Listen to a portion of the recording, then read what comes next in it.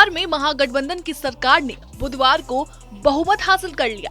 इसके साथ साथ महागठबंधन को लेकर उठ रहे सवाल पर भी विराम लग चुका है। बिहार में 23 अगस्त को ही सीबीआई ने राष्ट्रीय जनता दल के कई नेताओं के ठिकानों पर छापा मारा था, जिसके बाद प्रदेश की सियासत गरमाई नजर आ रही है। प्रस्ताव के पक्ष में महागठबंधन को 160 वोट मिले, वहीं विपक्ष को 0। नीतीश कुमार ने अपने संबोधन के दौरान बीजेपी पर खूब हमला बोला। एक तरफ महागठबंधन सरकार बार बार दम भर रही है कि बीजेपी बौखला गई है, जिस कारण हमारे यहाँ सीबीआई भेज रही है।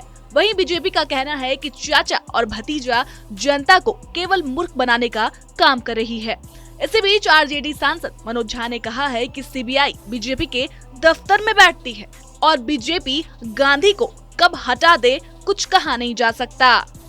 देखिए, सदन के अंदर उन्होंने ये बात अगर कही है तो पूरी गंभीरता से कही है, और जैसा कल सुबह ही आपके माध्यम से बात हुई कि ये इतना प्रेडिक्टेबल हो गया है कि विपक्ष के जहां भी स्वर आपको बलवती होते दिखे, वहां विपक्ष के नेता और उनके एसोसिएट्स पर आप ईडी, आईटी, सीबीआई भेजें। तो उस संदर्भ में उन्होंने जो कहा, आज पूरे देश में उसका अट्रैक्शन है, आकर्षण है।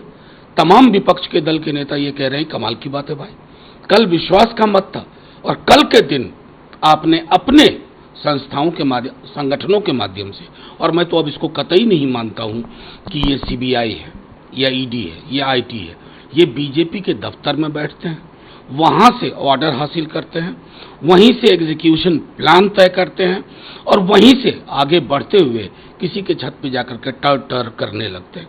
ये इन संस्थाओं के लिए उचित नहीं है और मैं आगाह करना चाहता हूं।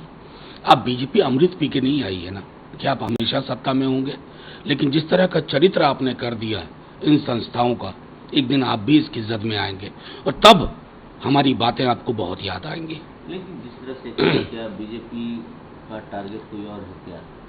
देखिए, सीधी सी बात है, बीजेपी के टारगेट में है जो उनके साहब जगत नड्डा जी, जो हमारे उनके राष्ट्रीय अध्यक्ष हैं, वो कह चुके हैं कि किसी भी विपक्षी दल की कोई जरूरत नहीं है, क्षेत्रीय दलों की कोई जरूरत नहीं है।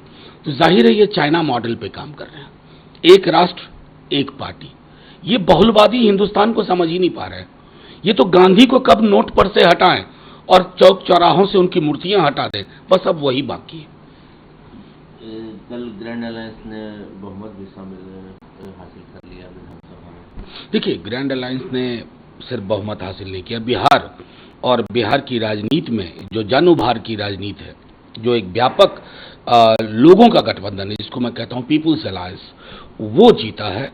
और कल जब मैंने भाजपा की सदन के अंदर नीति देखी, मुझे लगा कि उनको अभी तक ये नहीं पता है कि उनको करना क्या है।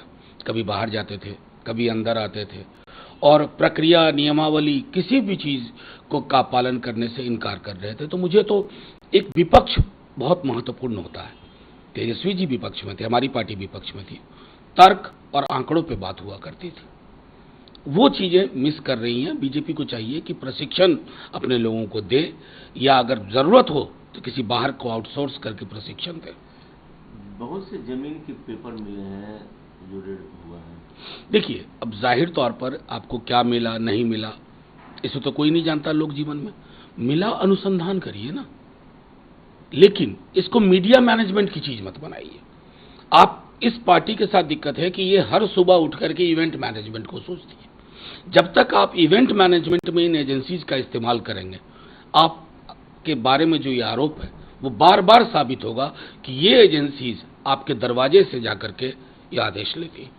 वहीं सुशील मोदी ने बिहार सरकार को बुरी तरीके से घेरा और कहा कि 23 साल में 53 संपत्ति के मालिक आखिर कैसे बन गए, बिना नौकरी किए, बिना व्यापार किए 53 प्रॉपर्टी के मालिक कैसे बन गए, और 1 दर्जन से ज्यादा संपत्ति को बेनामी एक्ट के तहत जब्त कर लिया गया और उसके बारे में इन्होंने कोई सफाई तक नहीं दी।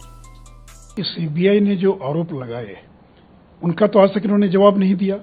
सीबीआई ने यही ना एफआईआर दर्ज किया है कि नौकरी के बदले जमीन लिखवाई गई, और 1 दर्जन सबूत उन्होंने इकट्ठा किया है कि जिन लोगों को जबलपुर में, मुंबई में अलग अलग जोन के अंदर नौकरी दिलाई गई और कुछ दिनों के बाद उनके नौकरी की एवज में उनसे जमीन लिखवा ली गई। और उसी में एक व्यक्ति है हृदयानंद चौधरी, जो रेलवे के कर्मचारी थे, जिन्होंने 5 करोड़ से ज्यादा की अपनी पटना की प्रॉपर्टी दान कर दिया हेमा यादव को। तो उसका तो जवाब दिया नहीं इन्होंने। भी भोला यादव गिरफ्तार किए गए, कहाँ उन्होंने इसके बारे में सफाई दी कि क्या आरोप, उन आरोपों के बारे में कोई सफाई दी उन्होंने। उसी प्रकार IRCTC घोटाले जिसमें राबड़ी देवी चार्जशीटेड है, तेजस्वी यादव चार्जशीटेड है, बेल पर है ये लोग, ये कह रहे हैं कि 5 साल हो गया अभी तक कुछ नहीं हुआ। और नीतीश जी, ललन जी बार बार ये बयान दे रहे हैं कि 17 में हमने गठबंधन तोड़ा था लेकिन 5 साल हो गए कोई कार्रवाई तो हुई नहीं। इसका मतलब कि नीतीश जी चाहते हैं कि IRCTC घोटाले जिसमें ये लोग चार्जशीटेड हैं उसमें जल्द से जल्द कार्रवाई प्रारंभ हो। तो मैं बताना चाहूँगा कि ये IRCTC का मामला हाईकोर्ट के अंदर लंबित है, क्योंकि एक रिटायर्ड रेलवे अधिकारी के सैंक्शन से जुड़ा मामला था जो CBI को उसकी स्वीकृति मिल चुकी है और बहुत जल्द ट्रायल प्रारंभ होगा। तो जब ट्रायल प्रारंभ होगा तो कहेंगे हमको परेशान किया जा रहा है, हमको फंसा दिया गया। अरे भाई, जो आरोप लगे हैं आपके ऊपर, अगर आपने, वो कल बयान दे रहे हैं कि जब मेरे मूंछ भी नहीं हुई थी मुझे, उस समय का केस मेरे पर दर्ज कर दिया गया। तो मैं जानना चाहता हूं कि जब आपको मूंछ नहीं हुई थी उस समय जब कांति सिंह ने और रघुनाथ झा ने अपना 2 मंजिला मकान पटना और गोपालगंज का गिफ्ट कर दिया, तब तो आपने लेने से इनकार नहीं किया। ये नहीं कहा कि मुझे मूंछ नहीं हुई है, मैं क्यों लूंगा गिफ्ट आप में। आप 23 साल की उम्र में 53 संपत्ति के मालिक बन गए, तो उसका जवाब तो आपने नहीं दिया कि बिना कमाए, बिना नौकरी किए, बिना व्यापार किए आप 53 प्रॉपर्टी के मालिक कैसे बन गए। आपकी 1 दर्जन से ज्यादा संपत्ति को बेनामी एक्ट के तहत और जब्त कर लिया गया है, उसके बारे में तो कोई सफाई नहीं दी आपने। तो देखिए, इनके पास जो आरोप लगे उसके बारे में इनके पास कहने के लिए कुछ नहीं है, और यही कारण है कि लालू यादव 5 मामलों में सजा याफ्ता है। तो इसलिए गाली गलौज करना, उनको कुछ भी बोल देना, जानबूझकर फंसाया जा रहा है, तोते के समान एक जो रटा रटा वाक्य उसका ये प्रयोग कर रहे हैं।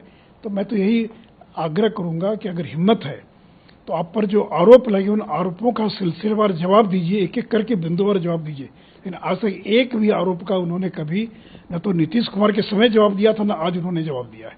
बहरहाल सवाल बहुत बड़ा है कि CBI की छापेमारी ऐसे दिन ही क्यों हुई जब बिहार विधानसभा में फ्लोर टेस्ट होना था। यही कारण है कि राजद की ओर से केंद्र सरकार पर जबरदस्त तरीके से निशाना साधा जा रहा है, जबकि बीजेपी भी चाचा और भतीजा पर लगातार हमलावर नजर आ रही है।